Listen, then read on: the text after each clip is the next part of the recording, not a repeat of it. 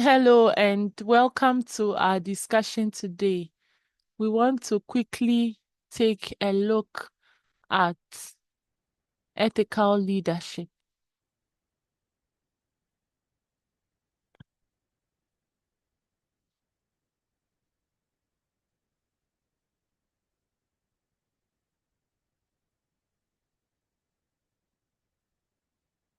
For our outline, we'll be looking at the core principles of ethical leadership.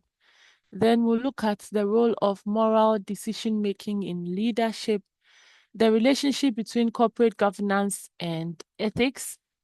Then we'll look at how to navigate ethical dilemmas as well as whistleblowing, and then we'll examine how trust and culture are cultivated through ethical leadership. So, if you say ethical leadership, right, it's not just a moral ideal, it's not like a thought or concept in someone's mind about ethics, right? If we say ethical leadership, it is actually a necessity. It's such that in recent times, a leader cannot do away with ethical leadership. It's such that you need it to succeed as a leader. So, ethical leadership is a strategic necessity in today's globalized, transparent, and accountability driven world, right? Everyone wants to have a leader who is transparent, a leader who says things as they are, a leader who would not say one thing and do the other, right? A leader who would not misappropriate funds that he has to oversee, a leader who is accountable, right? So based on all of these, ethical leadership is not a concept that is reserved for a few people. It's such that leaders would have to show the part of them that is ethical. And the followers would also have to see that the leader they are following is ethical. So if we say ethics, what what's the meaning of ethics? Ethics basically refers to the moral principles that govern a person's behavior or that person's conduct. So, ethics refers to the moral principles that govern how an individual behaves or how an individual conducts himself. Okay, so the moral principles that people work with are what we call ethics. Okay, and some of the key ethical leadership principles are honesty, fairness, respect, and responsibility. There are more, but we'll dwell on these four principles as ethical leadership principles. If we say honesty, honesty refers to telling the truth or saying the truth even when it is not convenient. Okay, so there are times that a leader is faced with a situation where he has to be honest. Okay, even though the consequences may not be pleasant, the leader has to be honest, right? Say the truth, even when it is not convenient. And the truth here is truth in both what is said and truth in what is done. Okay, so if, for example, a document is to be submitted, that document, as much as possible, has to be a true representation of what the organization stands for, right? So, for example, if there's a financial report or an annual report from an organization, honesty requires that that document is a true reflection of what is actually happening in the organization. So that is honesty. Then you have fairness. So with the ethical leadership principle of fairness, it is required that leaders treat people in a just way, all right, without any partiality. So, for example, in an organization, if the leader has about maybe 10 people working under him or 5 people working under him, or that leader oversees a group of maybe 100 employees, it is very important for each of the employees to have a sense of fair treatment from the leader, where the leader is not partial and not giving most of his time to particular team members, and other team members are not having to spend any time with the leader. If there are resources that are being distributed, it is important that the leader has to allocate the resources evenly. Okay, the resources should be distributed evenly among the followers, so that other people don't get sidelined for the rest of the team members to enjoy from the leader. So it is important that the leader is honest and the leader is fair. Then the third principle we look at is the principle of respect. Okay, the leader has to ensure that he values the dignity of all stakeholders. If we say a stakeholder is someone whose actions or inactions is affected by the organization, or the organization's operations affect such an individual. So anyone who falls within that category is a stakeholder of the organization. And it is important that leaders value the dignity of all stakeholders, right? So that despite the differences that people come with, despite the um, different qualities that people have, the different characteristics they have, the different features that they manifest, it is important that leaders respect the people they work with and other stakeholders, despite any weaknesses that are inherent in those people. Okay. And then the final one is responsibility. The principle of responsibility requires that leaders own the decisions that they make, as well as the consequences that those decisions bring. Okay, so leaders have to own their decisions as well as the consequences that come as a result of those decisions that were made. So ethical leaders act as role models. What this means is that what they say and do is what sets the ethical tone for the entire organization. So the leader becomes the example, and what the leader says and does is what the followers are going to copy from. So whatever the leader says or whatever the leader does is very important. So if the leader is an ethical one, then it means that the followers will be learning the right thing from the leader. Otherwise, whatever behavior that the leader exhibits is what the followers will also exhibit.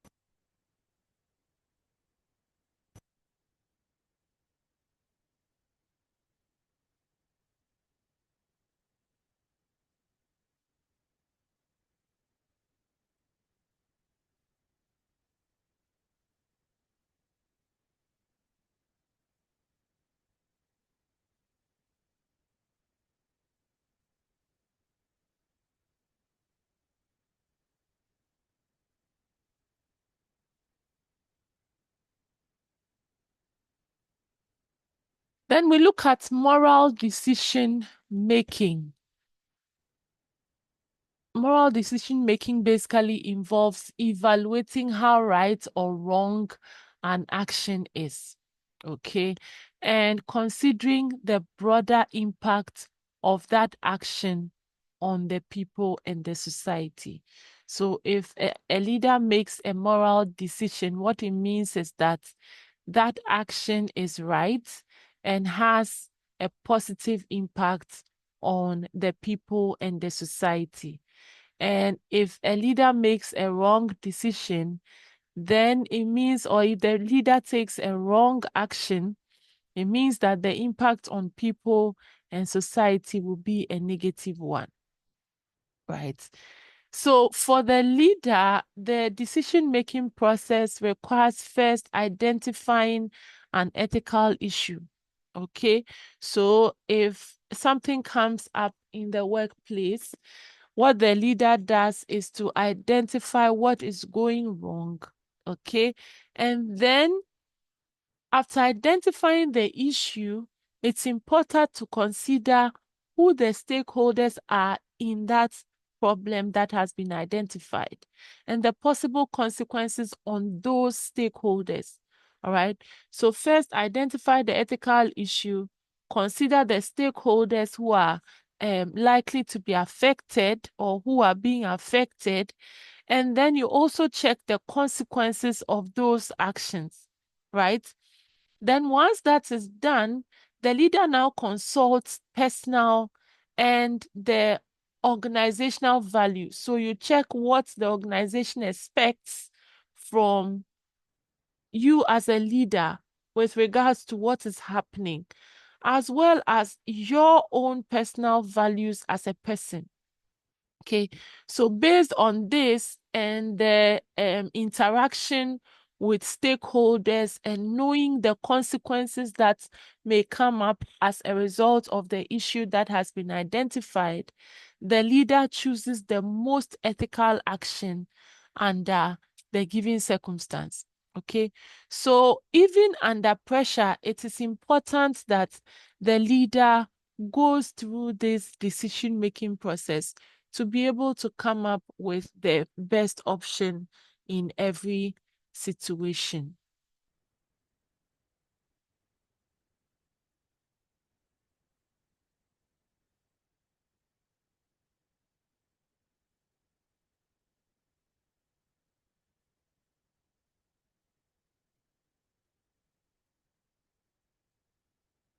So we now look at corporate governance and integrity for the leader, right? If you say corporate governance simply is a set of rules, or it refers to the framework of rules and practices that guide the operations of an organization, or it's simply how the organization is governed or how the organization is ruled, right? So, in corporate governance, ethical leadership plays a very major role, right? Ethical leadership in governance promotes transparency, it promotes accountability, and then it also ensures that stakeholders are involved in whatever decision that is made by the leader.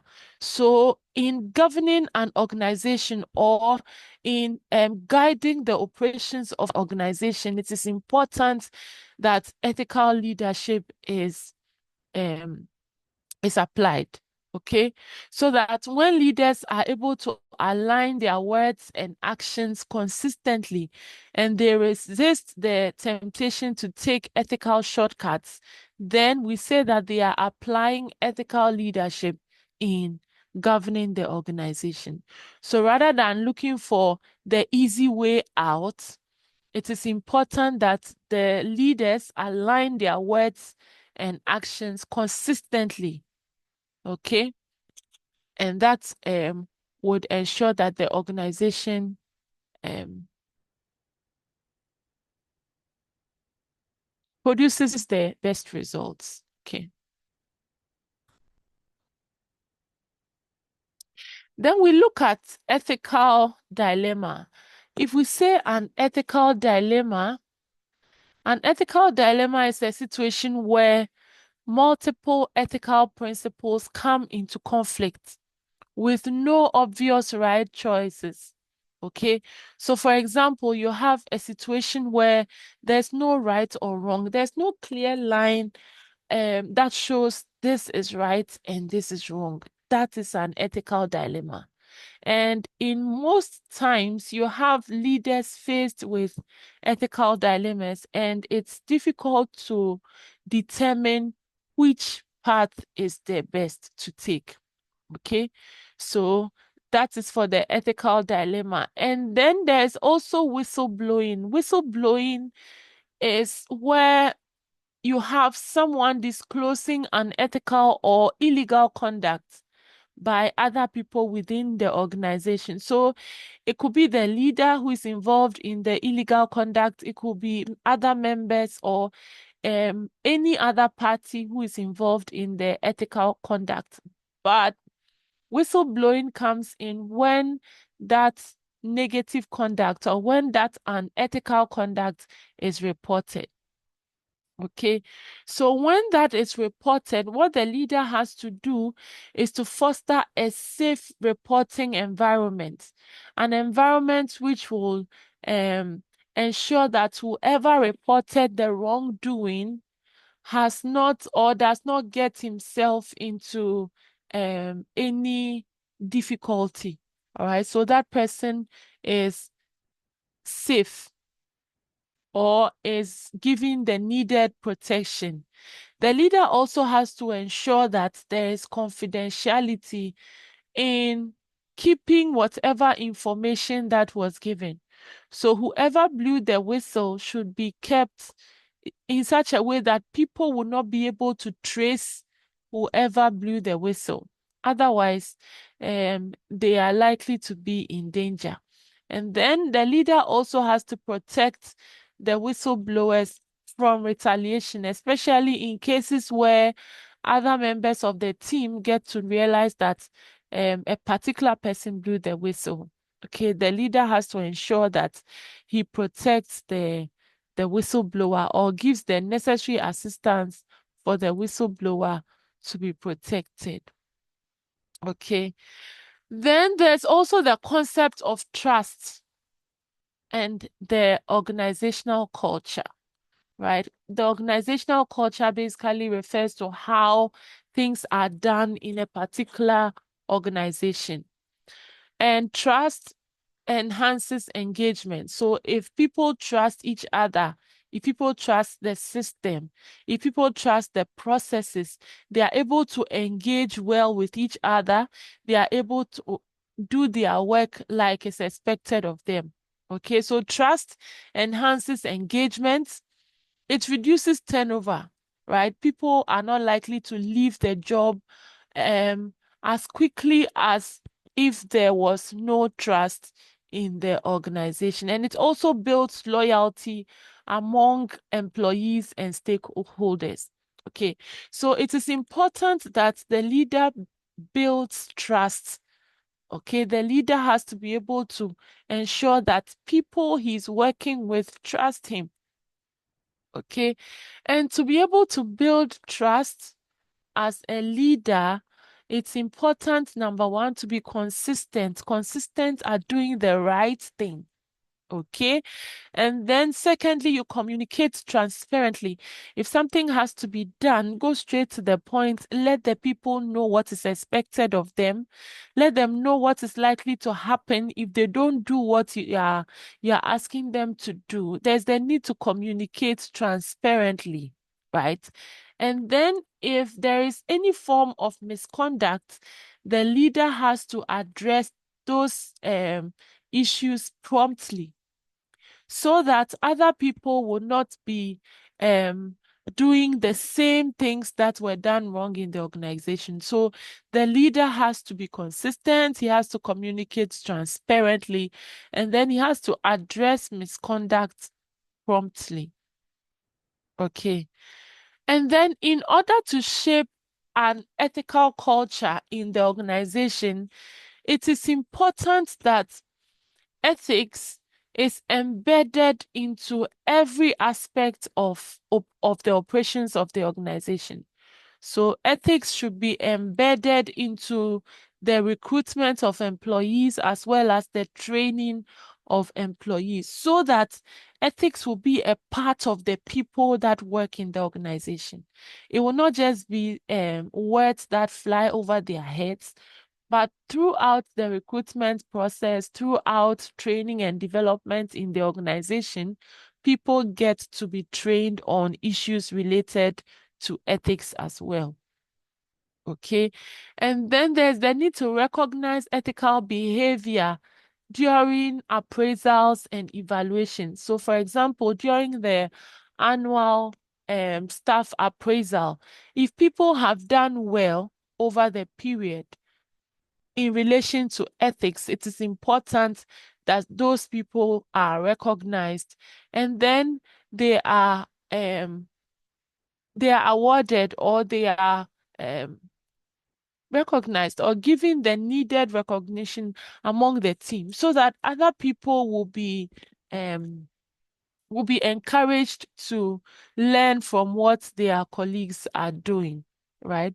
And then another way to shape the ethical culture of the organization is to encourage storytelling or use storytelling to share ethical values. Okay, so you can have people from your team share their experiences on ethics, share their success stories on ethics, or their challenges related to ethics. And all of these will help to shape the ethical culture in the organization.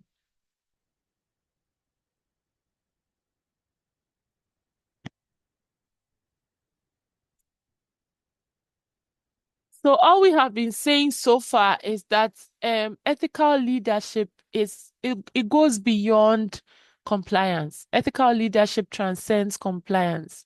What it does is it creates a moral framework for action, for decision making, and for governance, right? Governance of the organization. And as these ethical principles are embraced, you realize that the leaders not only protect their organizations from scandals, but they also are able to drive sustainability, they're able to drive resilience, and they're able to drive innovations. So for organizations that have ethical leaders, you realize that it is difficult for those organizations to go down, right? So ethical leadership is not about being perfect, but being principled, but being reflective and being committed to the greater good, right? Not just the good of the organization, not just the good of its employees, but the good of the masses, right? Leadership is not about being in charge, it is about taking care of those in your charge. This is a quote from Simon Sinek, right? So for your activity, there are questions I'd like you to discuss. It will help us to explain the subject material well. We will discuss this in class, but what we are supposed to do, the first one says, would you report on ethical behavior if it jeopardized your job? So you have to give me a yes or no response. And then once you are done with giving the yes or no response, you discuss. Okay, so you tell us why your response is yes or why your response is no. And then the second question says, a company faces financial loss. The CEO must decide whether to lay off staff or reduce executive bonuses. And this is a clear example of an ethical dilemma. Okay, so the CEO must decide whether to lay off staff or reduce executive bonuses. What would you do if you are the CEO? Evaluate and present your potential decisions and consequences. So this should be a discussion among the various groups, and then your responses should be shared with me via the LMS. Okay, so these should be submitted via the LMS. You can reach out to me if you have any challenges accessing the LMS. Feel free to reach out to me. Thank you very much, and I'll see you shortly.